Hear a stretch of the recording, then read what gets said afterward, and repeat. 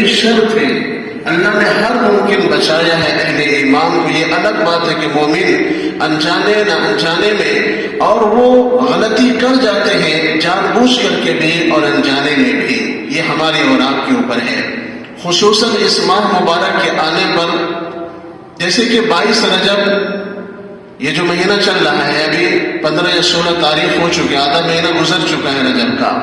اس ماہ مبارک کے آنے کے بعد دو چیزوں کا بہت زیادہ معاشرے کے اندر اہتمام کیا جاتا ہے۔ سب سے پہلے نمبر پر 22 رجب کا، اور یہ طریقہ جو بدعت کا طریقہ آج مسلک اہل سنت والجماعت کے اندر، یعنی کہ جو صحیح معنوں میں دین پر عمل کر رہے ہیں، فرمایا کہ اس کے اندر یہ جو بدعت اور رسوم کا رواج چلا ہے، یہ روافض اور دوسرے وہ بدعتی لوگ جنہوں نے قرآن و سنت کو توڑ مروڑ کر کے سمجھا اور اس کو پیش کیا اور اپنی زندگی میں اس کو اس نے عمل کے لیے بنایا، فرمایا کہ وہ ان روافض کے طریقوں نے آج ہمارے اور آپ کے معاشرے کے اندر بھی وہ بدعت ڈال دی۔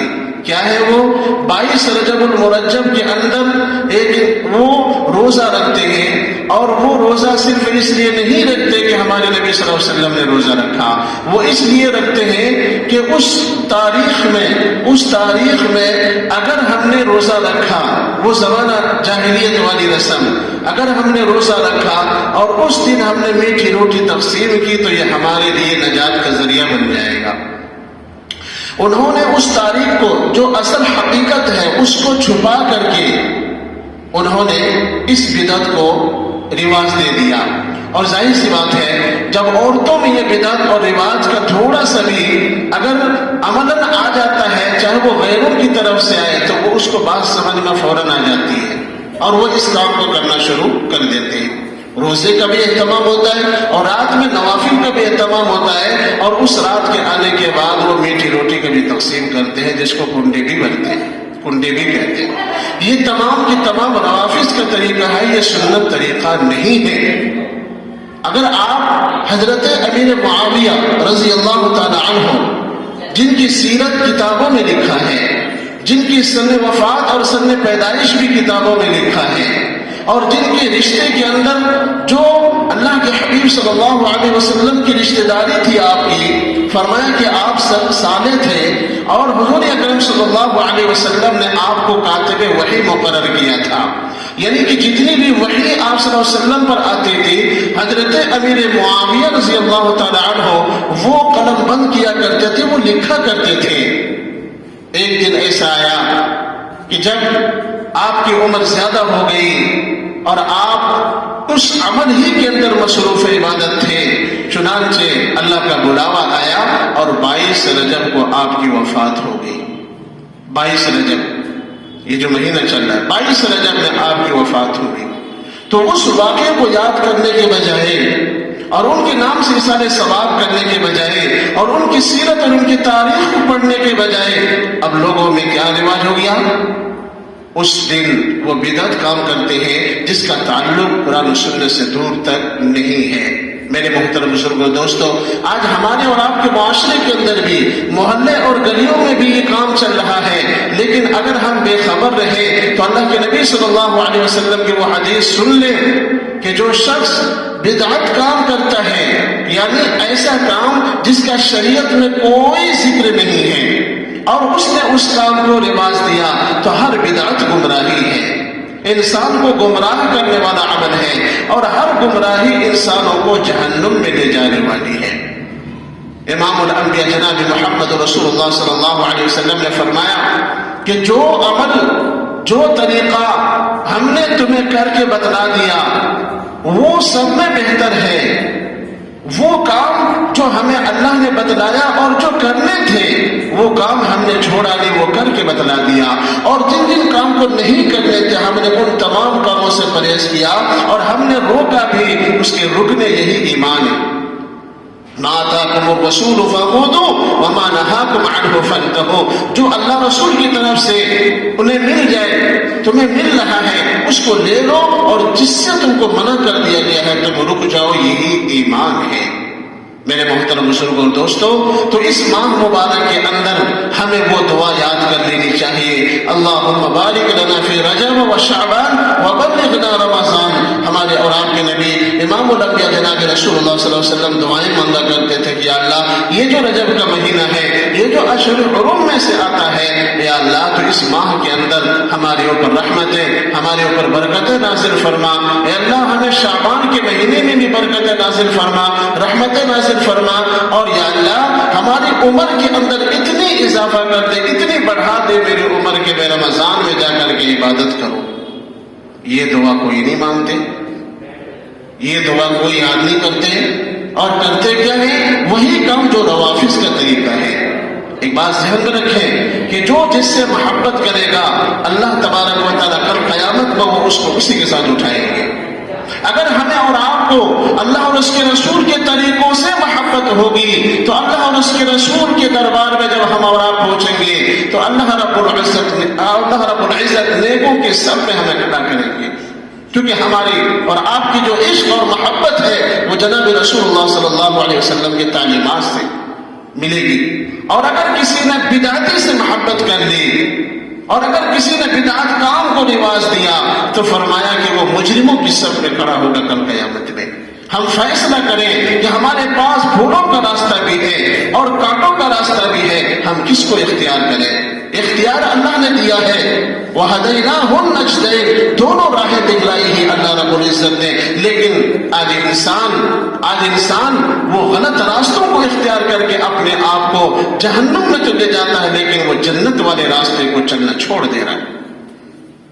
میرے محترم بزرگو دوستو، یہ زندگی یہیں پر ختم نہیں ہے بلکہ آگے بھی زندگی ہے۔ ہم جو کچھ کر رہے ہیں اللہ رب العزت کل قیامت میں ہمارے سامنے وہ ساری چیزیں لا کر کے دکھائے گا۔ اے میرے فلاں بندے، تم نے نماز پڑھی، یہ دیکھو تمہارا عمل، تم نے روزہ رکھا، یہ دیکھو تمہارا عمل، تم نے حج کیا، یہ دیکھو تمہارا عمل، تم نے غریبوں کو کپڑے پہنا، یہ دیکھو تمہارا عمل۔ گویا کہ نیکیاں جتنی بھی ہوں گی وہ تمام کے تمام دائیں ہاتھ میں دے کر کے اللہ تعالیٰ وہ سامنے میں رکھ دیں گے کہ یہ لو تمہارا نام ہے اعمال۔ اسی طریقے سے اصحاب المشأمہ بھی ہوں گے، یعنی کہ بائیں ہاتھ والے بھی ہوں گے، جنہوں نے گناہ کیا ہوگا، جنہوں نے بدعت کا کام کیا ہوگا اور سنت سمجھ کر کے کیا ہوگا، تو اس کو تو توبہ کی توفیق بھی نہیں ملے گی۔ اگر کوئی آدمی بدعت کام کو اچھا سمجھ کے کرتا ہے، حدیث پاک کے اندر لکھا ہے کہ اس شخص کو موت تک اس کو توبہ کی توفیق نہیں ملے گی۔ اور جو کوئی انسان گناہ کو گناہ سمجھ کے کرتا ہے، اللہ اس کو ایک نہ ایک دن توفیق توبے کی دے دے گا اور پاک صاف کر کے اللہ پاک اپنے پاس بلائے گا اس کو۔ میرے محترم بزرگو دوستو، اس لیے گناہ کو گناہ سمجھنا یہ بھی بہت بڑی بات ہے۔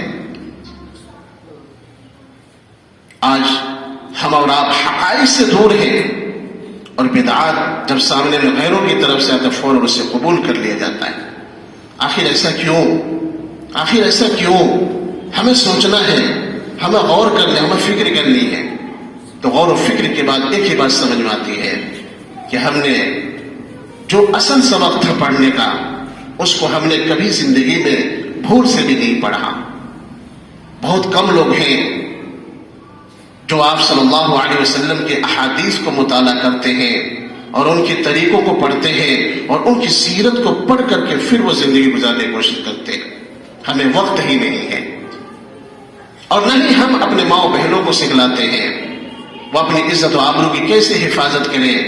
صحابیات نے غیروں کا جب آپ پر ظلم ہوا تو آپ نے اپنے عزت و ناموس کی حفاظت کیسے کی، ہم نے ان کو بتایا ہی نہیں۔ نہ ہم خود پڑھ رہے ہیں، نہ ہم ان کو بتا رہے ہیں، نہ ہماری جو نئی نسل آ رہی ہے ان کو ہم شریعت کی بات بتلاتے ہیں۔ تو بتاؤ ہم اور آپ کیسے مسلمان ہیں؟ ہم صبح سے شام تک دیکھتے ہیں کہ ہم کیا کر رہے ہیں، لیکن اس کا کوئی محاسبہ نہیں کر رہے کہ ہم نے کتنی نمازیں چھوڑی، کتنے ہم نے نیکیاں کی، اور ہم نے آج کتنی برائیاں کی، ذرہ برابر سوچ و فکر نہیں کر رہے۔ تو بتاؤ سنت والی زندگی نصیب ہوگی یا بدعتوں والی نصیب ہوگی؟ جو باطل طاقتیں ہیں وہ تمام بدعات کو سنت کے سامنے میں لا کر کے ایسا پیش کرتے ہیں، چونکہ ادھر تو سنت پڑھانی اور ادھر سے بدعت آتی، فوراً اسے قبول کر لیا جاتا۔ یہی کریے، چونکہ ادھر سے وہ چیزیں ان کے پاس میں ہوتی نہیں، اور ادھر سے جو گناہ آتے ہیں فوراً اس کو اپنی زندگی میں داخل کر لیتا ہے۔ میرے بھائی بزرگوں دوستو، یہ ہمارے لیے بہت بڑا لمحہ فکریہ ہے۔ ہم لوگ فکر کریں یہ جو لمحے گزر رہے ہیں اس کی فکر کریں کہ ہماری زندگی گزر رہی ہے تو کیسے گزر رہی ہے. یہ رجب کا مہینہ، اس کے بعد شعبان کا مہینہ، پھر رمضان کا مہینہ آ جائے گا. اپنی عبادتوں کو بڑھائیں جو آپ صلی اللہ علیہ وسلم بڑھایا کرتے تھے. صحابہ کرام رضی اللہ عنہم اجمعین کو آپ کہتے تھے کہ یہ رجب کا مہینہ ہے، یہ اشہر حرم ہے، اس ماہ کے اندر تم اپنے تمام گناہوں سے توبہ کرو اور نیکیوں کا شوق اپنے دلوں میں پیدا کرو اور نیکیاں زیادہ سے زیادہ کرو. ہم لوگ بھی آج نیت کریں کہ 6 مہینے پہلے، یہ 7واں مہینہ رجب کا، کہ جتنے بھی گناہ ہوئے اللہ اسے معاف کر دینا، اور جو صحیح اور سنت طریقہ ہے اے اللہ جس جس طریقے سے جن جن مہینوں کے اندر جن جن تواریخ میں جو صحیح تاریخ ہے اللہ اس کو پڑھنے کی توفیق دے دے اور ہمیں بدعتوں سے اللہ بچا لے. بچ جائیں گے انشاءاللہ، بچ جائیں گے انشاءاللہ. یہی وقت ہے، پھر وقت کہاں ملے گا. اور ایک بات ہمیشہ ذہن میں رکھیں، گھر کے اندر یہ جو ماحول چل رہا ہے نا، بھی ہم اور آپ مرد حضرات باہر رہتے ہیں، کچھ نہ کچھ سنتے ہیں، کچھ نہ کچھ سمجھتے ہیں، اور اپنی دفاع کرنے کا دل کے اندر ایک جذبہ ہوتا ہے کہ چلو اگر ایسے حالات آئے تو ہم ایسے کر لیں گے، ایسے حالات آئے تو ہم ایسے کر لیں گے. یہ رہتا ہے کہ نہیں رہتا ہے دل میں؟ یہ بات رہنی بھی چاہیے، اور دفاع کرنا یہ اسلام کے اندر حکم ہے. لیکن ہماری اور آپ کی وہ مائیں بہنیں کہ اگر وہ کبھی باطل کے شکنجے میں آ جائیں، اللہ نہ کرے ایسا موقع آئے، تو وہ اپنے آبرو کی حفاظت کرے. کیسے کرے وہ؟ کیسے کرے وہ؟ تو وہ طریقہ امام الانبیاء جناب رسول اللہ صلی اللہ علیہ وسلم نے بھی طریقہ بتلایا ہے. آپ ان کو حضرت سمیہ کا واقعہ بتلائیں، حضرت خولا کا واقعہ بتلائیں، آپ ان کو حضرت صفیہ کا واقعہ بتلائیں. انشاءاللہ صحابیات کے واقعات کو جب پڑھیں گی سنیں گی، انشاءاللہ ان کو بھی اپنے ناموس کی حفاظت کیسے کی جاتی ہے وہ انشاءاللہ باطل کے سامنے ڈٹ تو جائیں گی لیکن اپنے ناموس کی حفاظت کرتی رہیں گی. وہ روزانہ تعلیم کریں اپنے گھر میں. گھر کی تعلیم نے آج ہمارے اور آپ کے سامنے میں ایک واقعہ لا کے کھڑا کر دیا جو ابھی کرناٹکا کے اندر ہوا. گھر کی تعلیم تھی، ان کے اندر دین کی سمجھ بوجھ تھی، تو اللہ تعالیٰ نے اسے کیسا کام لیا. جب ہم باطل کے سامنے میں اللہ کی عبادت اور اللہ کا نام لیں گے نا تو باطل تھراتا ہے، کانپتا ہے. اتنی سپر پاور ہمارے پاس طاقت ہے، لیکن آج اس کی قدر نہیں، جس کی بنیاد پر آج طرح سا معاملہ ہوتا ہے ہم بزدل کی طرح ہو جاتے ہیں، ہمارا دل ہار جاتا ہے. اس لیے میرے بھائی بزرگوں دوستو، خود بھی پڑھیں صحابہ کی سیرت کو اور اپنے گھر کے مستورات کو بھی بتلائیں، ان کو بھی سمجھائیں، ان کو بھی سکھائیں. سب سے بہتر حیات الصحابہ، اسی طریقے سے حکایات صحابہ، یہ تمام کی تمام کتابیں آپ کو مارکیٹ میں مل جائیں گی. اس کو لیں اور اپنے گھر میں روزانہ تعلیم کریں گے انشاءاللہ. اللہ تعالی ہم سب کی اور ہم سب کی نسل کی، ہم سب کے ماں بہنوں کی عزت و آبرو کی حفاظت فرمائے، اور جو اللہ نے صحیح دین دیا اس پر چلنے کی توفیق عطا فرمائے. آمنا برب العالمین.